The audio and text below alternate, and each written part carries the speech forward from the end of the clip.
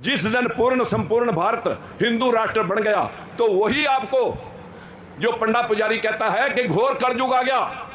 तो फिर सतयुग क्या था, जब आप चारपाई पे बैठ नहीं सकते थे, शिक्षा ले नहीं सकते थे, बहन बेटी का घरवाड़ा मर गया, जिंदा जला दिया जाता था। किसी के घर में सुंदर कन्या पैदा होगी, पंडा पुजारी उसे मंदिर में चढ़ा देता था। इस शरीर में भगवान खुद रहेंगे, मूर्ति से फेरे देकर के उसका शोषण करता था। बहन बेटी की शादी करके हम सीधे घर ले जा नहीं सकते थे। वो व्यवस्था थी स्वर्ग, वो था स्वर्ग आपका, वो था आपका सतयुग। और जब आप कुर्सी पे बैठ सकते हैं, शिक्षा ले सकते हैं, आंदोलन कर सकते हैं, हकों के लिए लठम लट्ठी हो सकते हैं, बाबा साहब ने वोट दी, किसी को धराशायी कर सकते हैं, किसी को कुर्सी पे विराजमान कर सकते हैं, उसको तुम कलयुग बता रहे हो। अरे ये तुम्हारा सतयुग है, वो उनका सतयुग था जिन लोगों ने आपका विनाश कर रखा है। भाइयों, मैं आपसे कोई यहाँ भाषण देने के लिए नहीं आया, कुछ बातें आपसे साझा करने के लिए आया हूँ।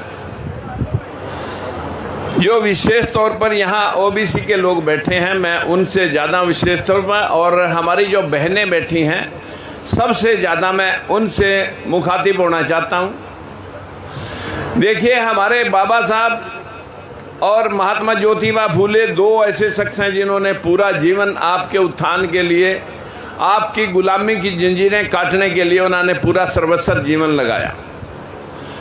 अगर फूले साहब आपको शिक्षा ना देते तो आप किसी का गोबर उठा रहे होते हैं।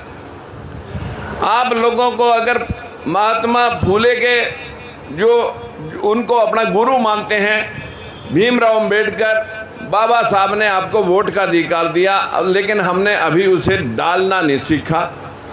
जिस दिन डालना सीख जाएंगे उस दिन हमारे को कोई मात दे नहीं सकेगा।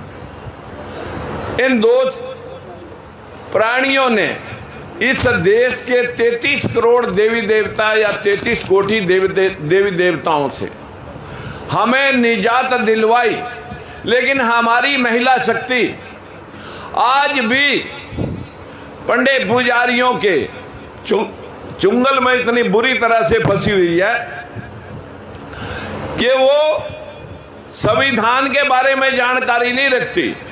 जिस संविधान ने हमारी बहनों को पिता की जायदाद में, पति की जायदाद में, और कोई शोषण कर रहा है उसके खिलाफ मुकदमा चलाना है, उसके पति के खिलाफ भी मुकदमा चलाने का अधिकार, तलाक का अधिकार, जिस संविधान को पढ़ करके हमारी बहन राष्ट्रपति, चीफ मिनिस्टर, प्राइम मिनिस्टर, जज, एसपी, डीसी बन सकती हैं, लेकिन किसी मंदिर की महंत नहीं बन सकती। बहनों में एक दिन घर चला गया, और घर जब गया तो उस दिन करवा चौथ का दिन था। अब करवा चौथ के दिन पे मैंने घरवाली को कहा, मैंने कहा भाई आप करवा चौथ के चक्कर में मत पड़ना, क्योंकि आपकी शुगर बढ़ जाएगी। और मुझे बम्बई जाना था। बम्बई में छगन भुजबल जी ने 8-10 मुख्यमंत्रियों का प्रोग्राम रखा हुआ था।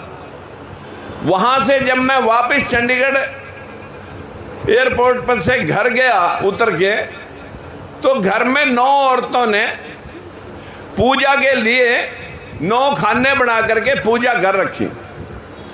मैंने पूछा कि क्या बच्चों पूजा हो गई? हमारे घर में 9 औरतें हैं, 9 हम 5 भतीजे, 1 बेटा और 3 हम भाई हैं। 9 हम भी जिंदा हैं, हमारी घरवालियां भी 9 जिंदा हैं। उन्होंने पूजा कर रखी। मैंने पूछा अभी तक क्या पूजा हो गई? बोले पापा पूजा हो गई। मैंने कहा तुम्हारे पति कहाँ हैं? आज तो करवा चौथ का दिन है, तुमने उनकी शक्ल देख करके व्रत खोलना था, वो कहाँ हैं? बोले पापा वो तो अभी आए नहीं। मैंने कहा फिर पूजा कैसे संपन्न होगी? बोले चांद को देख के खोल दी। मैं कहा चांद को पति मान लिया? बोले बस यही समझ लो। मैं कहा जब बच्चे को गोद में लेके हमारी बहनें, हमारी बेटियां, हमारी माताएं बाहर निकलती हैं, गली में निकलती हैं, छत पे जाती हैं, बच्चा गोद में होता है, दे अगर चांद निकला होगा, देख बेटे चंदा मामा, कहती हैं न कहीं कहती हैं, सारी बहनें कहती हैं नहीं कहती हैं, देख बेटे चंदा मामा। उस दिन तो वो मैं कहा तुम्हारा भाई है, आज वो तुम्हारा पति है। यही अंधविश्वास है, और कोई अंधविश्वास बाहर से नहीं आता। मैंने कहा तुम्हारे पूजा पाठ करने से हमारी तो लंबी उम्र हो गई, लेकिन जिनकी औरतें मर गई, तलाक हो गया, छोड़ के चली गई या कोई रंडवा रह गया, वो तो साल 2 साल में सारे निपट लेंगे, वो तो नहीं बचते, क्योंकि उनकी तो लंबी उम्र करने वाला कोई है नहीं, वो तो मर जाएंगे साल 2 साल में। अरे मैं कहा PhD और MPhil करने के बाद अगर हमने यही ज्ञान लिया, कॉलेज में जाकर के डिग्री मिल सकती है, बौद्धिक विकास होगा या नहीं होगा इसकी गारंटी नहीं है।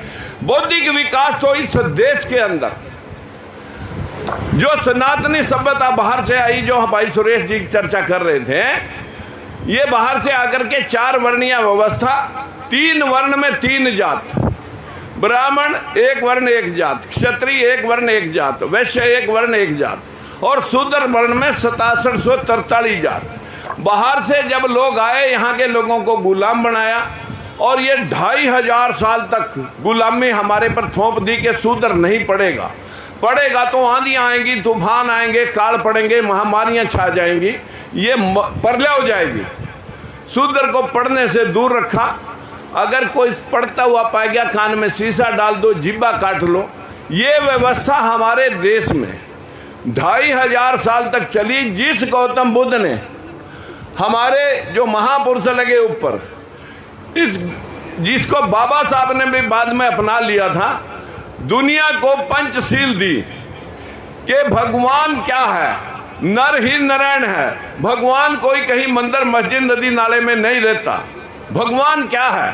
5 तत्व जिससे सृष्टि का निर्माण होता है। भय से भूमि, गय से गगन, वैसे वायु, ऐसे अग्नि और नैसे नीर। इस 5 तत्व को यहाँ पानी भर के खड़ा कर दो, 1 साल छेड़ना मत। बीज डालने की कोई, किसी भी चीज का बीज डालने की लोड़ नहीं। सांप पैदा हो जाएंगे, मेंढक पैदा हो जाएंगे, मच्छियां पैदा हो जाएंगी, कॉकरोच पैदा हो जाएंगे। अगर 10-5 साल खड़ा रहा तो मगरमच्छ भी पैदा हो जाएगा। ऐसे ही सृष्टि में 5 तत्वों से यह संसार बना। लेकिन पंडा पुजारी कहेगा ये तो सृष्टि ब्रह्मा ने रची है, जबकि सृष्टि किसने रची? 5 तत्व ने सृष्टि का निर्माण किया। एक दिन मथुरा वृंदावन से, क्योंकि अभी बता रहे थे कि सुप्रीम कोर्ट ने भी नासा के केस में और ललाई सिंह यादव के एक किताब छपी थी सच्ची रामायण, उसमें उसने कह दिया था कि भाई ये काल्पनिक बातें हैं, जो ये ग्रंथ हैं ये काल्पनिक हैं। क्यों, कैसे काल्पनिक हैं? अगर मैं पूछूं आपसे कि जीरो का निर्माण किसने किया, फटाक से बच्चे कहेंगे आचार्य भट्ट ने। कब? 467 ईस्वी में। यानी 467 ईस्वी से पहले जीरो नहीं होनी चाहिए। जीरो का निर्माण, शून्य का निर्माण आचार्य भट्ट ने किया। तो फिर ये 10 सिरों वाला रावण, 100 भाई, ये दुर्योधन, ये फिर 2 जीरो और 1 जीरो, ये कहां से आई? उससे पहले भी, यानी इसका मतलब राम की कल्पना, जब आचार्य भट्ट से पहले भी राम की कल्पना है। दूसरे नंबर, 4 धाम यात्रा किसने बनाई? शंकराचार्य ने। कौन से सन में? 788 ईस्वी में। 788 ईस्वी में 4 धाम यात्रा बनी, अमरनाथ, केदारनाथ, बद्रीनाथ और सोमनाथ। इसकी यात्रा पर कौन गया अपने माँ बाप को लेकर? अंधे माँ बाप को लेके श्रवण। उसके माँ बाप को प्यास लगी, नदी में पानी लेने गया तो तीर किसने मारा? दशरथ ने। दशरथ था तो राम भी था, 788 ईस्वी में भी राम था। अब उसके बाद आ जाता है रामायण किसने लिखी? तुलसीदास ने। तुलसीदास की मृत्यु कब हुई? 1680 में। 1680 में कौन था? 1680 में कौन था? किसका राज था? औरंगजेब का, जिसको कहते हैं 100 चोटे जनेऊ काट करके फिर पानी पीता था, फिर रोटी खाता था। एक भी शब्द रामायण रामचरितमानस में तुलसीदास ने नहीं लिखा। क्या लिखा तुलसीदास ने? ढोल गवार सुदर पशु नारी, सकल ताड़ना के अधिकारी।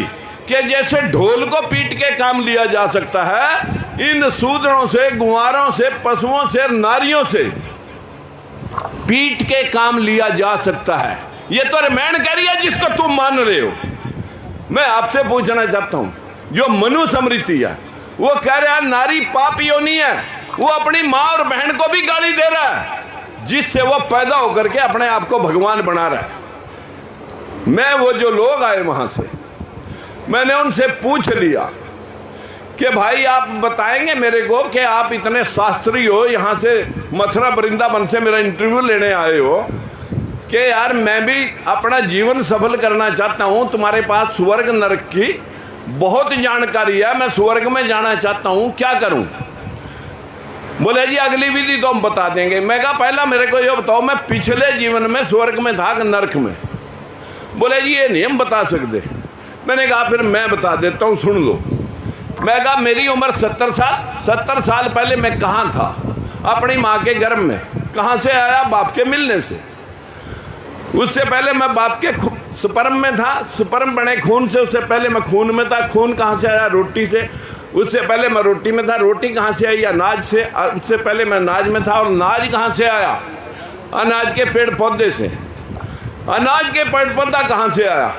जब ये 5 तत्व मिलते हैं, जब बरसात होती है, नीचे से मिट्टी, ऊपर से पानी, बराबर से हवा, धूप, इस खुले आसमान में जब 5 तत्व मिलते हैं, उससे पहले मैं मिट्टी, पानी, अग्नि, वायु इस ब्रह्मांड में था, 5 तत्वों में था।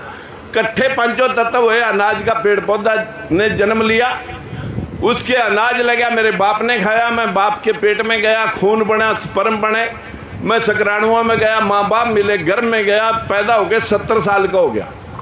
जिस दिन मरूंगा सबसे पहले हवा निकल जाएगी। हवा निकलते ही शरीर ठंडा हो जाएगा। हवा में मिल गई, गर्मी तत्व में मिल गया। किसी ने जलाया, दफनाया, मिट्टी में मिल गई, और पानी वाष्प बन के आसमान में उड़ गया। क्या कहेंगे लोग आते हुए क्या कहेंगे? 5 तत्व में विलीन हो गया। मैं कहीं से आया नहीं, कहीं गया नहीं, 5 तत्वों से पैदा हुआ और 5 तत्वों में ही विलीन हो गया। लेकिन पंडा यहां भी तुम्हारा खेड़ा नहीं छोड़ेगा। वो पता क्या कहेगा? नहीं ये तो शरीर मरा है, आत्मा तो नहीं मरी। आत्मा ने तो जैसे कर्म करे होंगे वैसे भुगतेगी।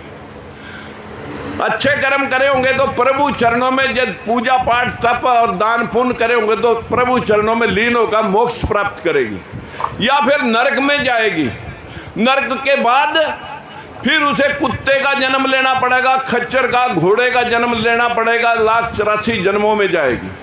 और हमारे लोग डरते कहेंगे महाराज पादाजी खच्चर मरने से बचा ले, बहुत रोड़े ढोने पड़ेंगे, जो लुटवाना ले और फिर जो है ना खच्चर से बचा ले। मैं उससे पंडित पुजारी से पूछा, बहुत 5-7 पंडित भी आए हुए थे। मैंने कहा अच्छा भाई पक्की बात है कि आत्मा अजर अमर है, ना मरती है ना जन्म लेती है, या प्रभु चरणों में मोक्ष प्राप्त करेगी, या नरक में जाएगी और फिर जन्म लेगी 1,84? बोले जी बिल्कुल पक्की बात है। मैंने कहा फिर जब देश आजाद हुआ तब हमारी आबादी थी 35 करोड़, 12 पाकिस्तान में चली गई, 23 भारत में रहेगी। 23 करोड़ जनसंख्या थी, 23 करोड़ आत्माएं थी। अब 140 करोड़ जनता है, 140 करोड़ आत्माएं हो रही हैं। ये बता दे 117 करोड़ आत्माएं तेरे बाप ने कहां से पैदा करी अगर आत्मा पैदा नहीं होती? अब उसका तो मुंह था देखने वाला। मैंने कहा भाई बाहर के लोग मर गए होंगे, सारे देशों की आत्माएं भारत में शिफ्ट होगी, क्या ऐसा है? बोले ना ऐसा नहीं। मैं कीड़े मकोड़े, कीट पतंगे, मच्छर मक्खी, कुत्ते बिल्ले सब मर गए होंगे, उनकी आत्माएं आदमियों में शिफ्ट होगी, क्या ऐसा है? बोले नहीं। मैंने कहा फिर ये आत्माएं कहां से आई? मैं कहा मैं बताता हूं आपको। मेरे माँ बाप थे 2, हम 6 बहन भाई हैं। अग्गा हमारे 18 बच्चे और हम मिलके हो रहे हैं 36। 2-4 पीढ़ियों में हो जाएंगे सैकड़ों। इसी प्रकार से मानसों के मानस, जानवरों के जानवर, पशुओं के पशु, कीट पतंगा के कीट पतंगे, सांपा के सांप, बिल्लियां की बिल्लियां, कुत्ते कुत्ते, और घास की घास, मक्की का मक्का, और उसी तरह से गन्ने के गन्ने। सारी सृष्टि में वनस्पति और जीव जंतु अपनी प्रजाति नर और मादा के मिलने से यहीं पैदा हो रहे, यहीं खत्म हो रहे। ना ने कहीं स्वर्ग में जा रहे, ना ने कहीं से आ रहे, ना कोई पूछ सका आज तक कि मेरा बाप स्वर्ग में गया, उसनु सीट मिली है या नहीं, और ना जाके कोई देख सका ना बतान आया। लेकिन क्या कहेंगे, जरा सा घर के ऊपर संकट आया नहीं, आर्थिक संकट, पंडा पुजारी फटाक आके आपको कहेगा तेरे पितर नाराज हैं, उनकी पूजा कर ले, पितरों की वजह से तेरे घर में बरकत नहीं हो रही।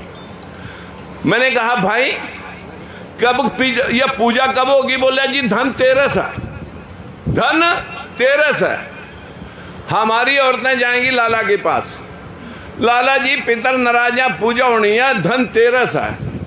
लाला कह रहे लाला, हरियाणवी बोली है धनतेरस है, धनतेरस है। लाला कह रहे लाला क्या दियो?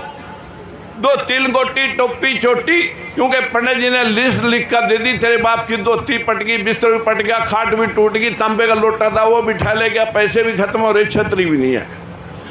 जो सामान चाहिए उसने लिख कर दे गया, वो सामान सारा का सारा लाला की दुकान से कमर तोड़ मेहनत करके पैसे लाला को दे दिए।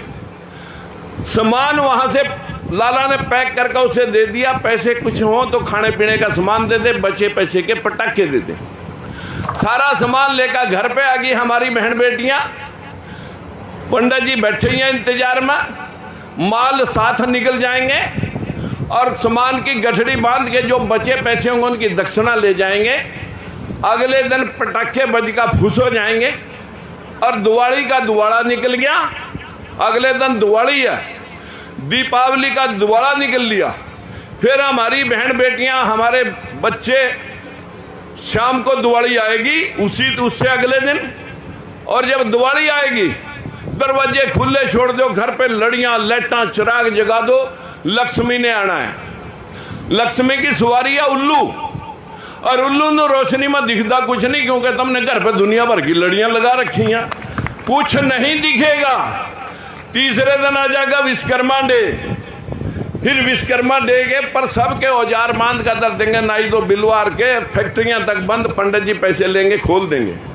चौथे दिन आ जाएगा गोवर्धन, फिर कहा भाई यो थारा तुम्हार तुम मनाओ, गोवर्धन थारा है, असली धन मारा है। यो समझा रखा हमारे इन बैकवर्डों को और मूर्खों को कि तुम सारा दिन कमर तोड़ मेहनत करो और सारा माल हमनु पकड़ा दो।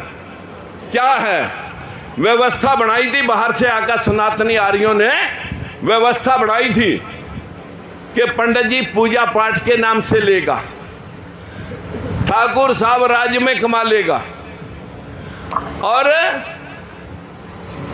लाला जी दुकान पर कमा लेंगे। जो पंडित जी लिख कर देंगे वो लाला की दुकान से आएगा, वो लाला वहां कमा लेगा, वो पूजा पाठ के नाम का सामान और दक्षिणा ले जाएगा। ठाकुर साहब राज में टैक्स से कमा लेंगे, और ये सारे मुल्लड़ ये कमर तोड़ मिन्नत करेंगे। फिर दिवाली पर अगले दिन फिर कोई त्योहार आ जाएगा, फिर उस पर लग जाएंगे। इस देश का बंटा धार हमारी बहनें बचपन से अपने बच्चे को समझाना शुरू करती हैं, ये पुण्य ये पाप है, ये देवी है, ये देवता है, ये लेवता है। ये शब्दों का आप भ्रंश है। देव बनाए दानव बनाए। देव कौन बने? जो बाहर से आए। और दानव कौन बने? भारत के मूल निवासी। दानव का दूसरा रूप क्या था? दान देने वाला, दानव। देव कौन था? लेने वाला बन गया। सुर, असुर, हमें राक्षस कहा गया, असुर। और सुर कौन बना? जो देवता है। सुरा शराब का नाम है। जो शराब पीने वाला वो सुर, जो सोमरस पी रहा। जो नहीं पीने वाला वो असुर। अगर आप अपने रक्षक और राक्षस के शब्दों को कहेंगे, हम इस सृष्टि के रक्षक थे जिनको राक्षस बना दिया। अगर आप इस समाज में अपना हैसियत, अपनी औकात समझते हो, तो अंधविश्वास से पीछा छुटवा करके बाबा साहब को मूर्तियों में नहीं किताबों में ढूंढो, संविधान की तरफ बढ़ो। सारे बाबे नित्यानंद स्वामी, चिन्मानंद स्वामी, चांदनाथ, सूर्यनाथ, मतलब महंतनाथ, रामदास, योगी आदित्यनाथ, सारे नाथ तो मंदिर छोड़ के पार्लियामेंट में घुसे जा रहे। क्योंकि अगर शक्ति मंदिरों में होती तो बाबा नु मंदिर छोड़ने की जरूरत नहीं पड़ाती, वहीं फूंक मारकर तुम्हारे को भस्म कर देते। शक्ति संविधान में है, शक्ति पार्लियामेंट में है, उधर बढ़ना है। 1 तारीख को बाबा साहब के बेटे, बाबा साहब के पोते यशवंतराव अंबेडकर कैथल की नाज मंडी में आ रहे, जिसमें वामन मेश्राम जी की उपस्थिति आपको आज यहां नहीं आ सके, वहां सुनने को मिलेगी आपको, जो बहुत प्रखर होकर के अंधविश्वास के ऊपर चोट कर रहे हैं। अन्यथा हमारे जितने राजनेता हैं सब राजनीतिक रोटियां तोड़ने के लिए लगे हुए हैं। पूरे देश में बैकवर्ड समाज अंधविश्वास पर एक शब्द बोलने की हिम्मत नहीं जुटा पाया। मैंने वामन मेश्राम जी की आवाज को भी सुना, फूले साहब को पढ़ा, बाबा साहब को पढ़ा, फिर शास्त्रों को पढ़ा। मैंने बताया 467 में राम, उससे पहले भी राम, 726 788 में भी राम, और 1680 में तुलसीदास कह रहा, तुलसीदास कह रहा, चित्रकूट के घाट पे भई संतन की भीड़, रघुवीर तिलक करे, तुलसीदास चंदन घिसे और तिलक करे रघुवीर, यानी राम। वह उस वक्त 767 में राम, 788 467 में राम, 788 में राम, 1680 में राम, और 1702 में भी, जो 17 सितंबर है विश्वकर्मा जयंती पर 1702 में। उसके बाद फिर चली व्यवस्था भाई, जब राम था, जब सोने की लंका विश्वकर्मा ने बनाई तो राम, रावण भी था तो राम भी था। कब कब राम?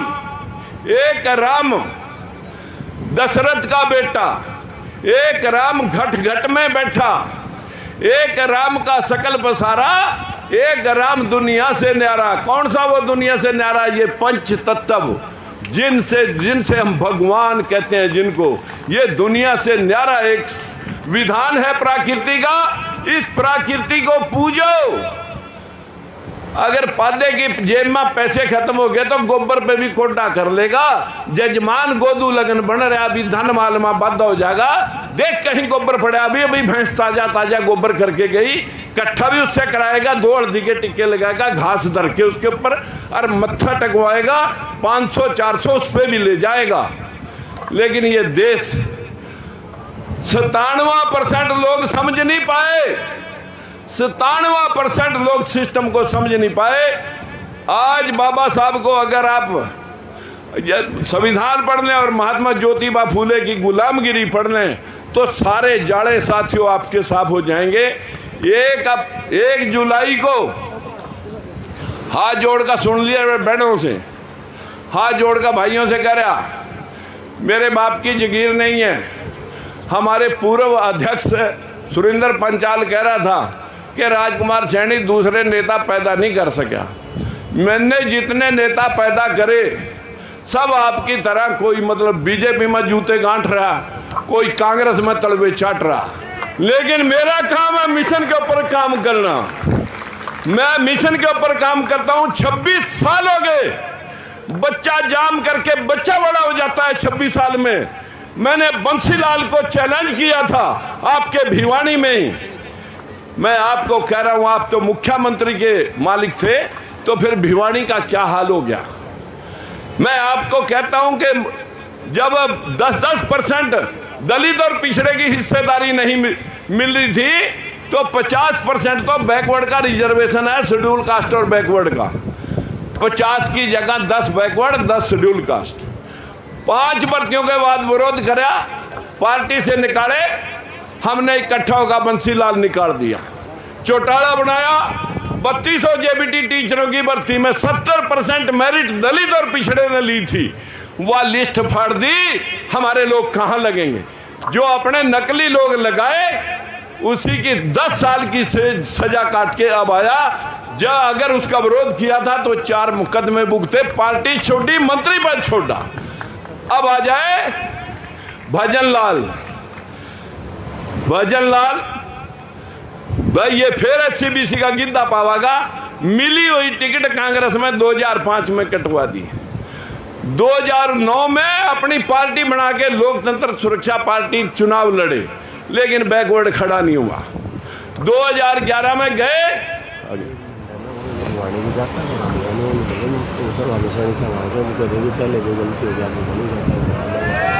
भाई मित्रों, जो लोग ये आरोप लगाते हैं, जब पीछे सुप्रीम कोर्ट में फैसला आया जाट आरक्षण पर, भूपिंदर सिंह हुड्डा ने इसी भिवानी के अंदर अपने लोग रेलवे ट्रैक पे बैठाए हुए थे। जब कांग्रेस ने नाराजगी व्यक्त की कि हुड्डा को उठाओ, शैलजा को बनाओ, रातों रात उनको उठाने के लिए जब आया तो उन्होंने कहा हम नहीं उठते, आरक्षण लेके उठेंगे। अरे बोलिया कुर्सी चली जाएगी, वो आ जाएगी वो। अब मैं वो शब्द नहीं दोहराना चाहता, मैं जाट पहले हूँ, मुख्यमंत्री बाद में। अरे भाई ठीक है, उठा ले गया, 9 स्टेटों में आरक्षण लागू करवाया बिना किसी आयोग की सिफारिश के। उसको सुप्रीम कोर्ट ने रद्द कर दिया। जिस दिन रद्द कर दिया तो कुछ लोगों ने इकट्ठे होकर के, राजनीतिक लोगों ने इकट्ठे होकर बीजेपी के ऊपर प्रेशर बना दिया कि अगर आरक्षण आया तो सरकार गिरा देंगे। बीजेपी लीड कर गई और मैं सर पे चढ़ गए। सारे हरियाणा के अंदर जो हुआ वो आपने भी देखा, मेरे कहने की जरूरत नहीं। उस दिन मैंने क्या कहा था, जिस दिन जाट आरक्षण की बात आई कि अगर जाटों को आरक्षण चाहिए तो मिलना चाहिए, लेकिन सुनिए, लेकिन ब्राह्मण, बढ़िया, ठाकुर 3 जात और पीछे रहेगी, इनको भी आरक्षण में शामिल करो। और ये 100% आरक्षण जनसंख्या अनुपात में, जो बाबा साहब ने संविधान में लिख रखा, जिसकी जैसी संख्या भारी वैसी उसकी हिस्सेदारी, ये लिखा हुआ है। हमें नहीं चाहिए आरक्षण, हमें चाहिए हमारा हिस्सा। हमारा हिस्सा अगर चाहिए तो कटोरा लेकर के नहीं मिलेगा। जो वामन मेसराम जी, राजकुमार सैनी जी आपके सामने लठ लेकर के हिस्सेदारी के लिए लड़ाई लड़ रहे, अपनी जान हथेली पर रख करके, उसके साथ ताल में ताल मिलाइए। 1 जुलाई को आप आइए, जिसमें बड़े बड़े नेता, और भाई वामन मेश्राम भी आएंगे, छगन भुजबल जी भी आएगा, और बाबा साहब के पोते यशवंतराव अम्बेडकर भी आएंगे, और नीतीश ने भी कह रखा कि मैं भी आऊँगा। मेरी आपसे हाथ जोड़ के विनती, लड़ाई मेरी नहीं है मित्रों, मेरे घर में कोई नौकर नहीं है, ना मैंने लगाना, ना किसी की बदली करानी। बेजमीन घर में पैदा हुआ, आपको कह सकता हूं 4 रुपए की बाल मजदूरी मैंने की हुई है। लेकिन 1962 में रियासतें टूटी, हमारे घर में कोई इंच जमीन नहीं थी। हमारी गैर मुर्सी मजारे के तौर पर 1 रुपए वाली जमीन लेते तो 10 किले मिलते, अगर हमने 1 पैसे वाली ली तो सैकड़ों मिले। उसके ऊपर 15 साल जोत करके फिर कॉलेज की पढ़ाई पूरी की, फिर ट्रैक्टर लेकर के गली गली में आपके खेत, आपके कल्याण पे काम किया, मजदूरी की। गांव की पंचायत में पंच रहे, सरपंच रहे, ब्लॉक समिति में रहे, जिला परिषद रहे, एमएलए रहे, मंत्री रहे, एमपी रहे। लेकिन 3 बार पूरे देश से एक आदमी तुम लाओ जो तुम्हारे लिए कट मरे, जो तुम्हारे लिए पद छोड़ दे। अपनी राजनीति के लिए तो सब अपने उल्लू सीधा करते हैं। हमने तो बंसीलाल छोड़ा, चौटाला छोड़ा, भजनलाल छोड़ा, जिसको छोड़ा कोई ऊपर गया, कोई जेल में गया। ये खट्टर भी मैंने निबेड़ ही दिया था। ये तो उन्हीं के लोग जो उसे जमुना पार के सपने दिखा रहे थे कि जमुना पार छूट के आएंगे, उन्हीं ने ग्लूकोज दे दिया, नहीं तो हम तो नपटा के चले थे। भाई जब बर्तन खाली करोगे, जब बर्तन खाली करोगे तभी उसमें कुछ और पक सकता है। ये हमारी हिस्सेदारी जातिगत जनना जारी करो और वरना कुर्सी खाली करो। ये अब नहीं चलेगा, व्यवस्था को बराबर हिस्सेदारी चाहिएगी। मैं आपको इनवाइट करने के लिए आया हूं। कसम है आपको, जो भाई यहां सुन रहे हैं मेरे भाव को, ईमानदारी से बताओ, अगर मुझे राजनीति करनी होती तो इस तरह का हाल है लोगों का। कोई कुम्हार, उसकी घोड़ा भाग रहा था, उसकी पूंछड़ पकड़ ली दौड़ के, दलत्ते मार मार के उसने उसका जबड़े तोड़ दिए। लोग हंस रहे के साला पागल है, इसकी पूंछड़ी नहीं छोड़ रहा है, दलत्ते मार रहा, खून टूप करा। वो देख के लोगों की हंसी को कह रहा कि देख कितने पागल हैं, देख कितने पागल हैं। ये जो है ना मेरी पकड़ नहीं देख रहे, ये देख रहे कि इसके जबड़े तोड़ दिए। तुम्हारी जो ये मंदिरों की पकड़ है, जबड़े तोड़ दिए, कंगाल बना दिए, 5 किलो दाने पर ला दिए, लेकिन पकड़ नहीं छूट रही। आपसे हाथ जोड़ के विनती करता हूं, मनुस्मृति में जब तक आपका ध्यान रहेगा, आपका अपमान रहेगा ना आपका सम्मान रहेगा। 5 किलो दाने पर अब तक हैं। जिस दिन पूर्ण संपूर्ण भारत हिंदू राष्ट्र बन गया तो वही आपको जो पंडा पुजारी कहता है कि घोर कलयुग आ गया। तो फिर सतयुग क्या था, जब आप चारपाई पे बैठ नहीं सकते थे, शिक्षा ले नहीं सकते थे, बहन बेटी का घरवाड़ा मर गया, जिंदा जला दिया जाता था। किसी के घर में सुंदर कन्या पैदा होगी, पंडा पुजारी उसे मंदिर में चढ़ा देता था। इस शरीर में भगवान खुद रहेंगे, मूर्ति से फेरे दे करके उसका शोषण करता था। बहन बेटी की शादी करके हम सीधे घर ले जा नहीं सकते थे। वो व्यवस्था थी, स्वर्ग वो था स्वर्ग आपका, वो था आपका सतयुग।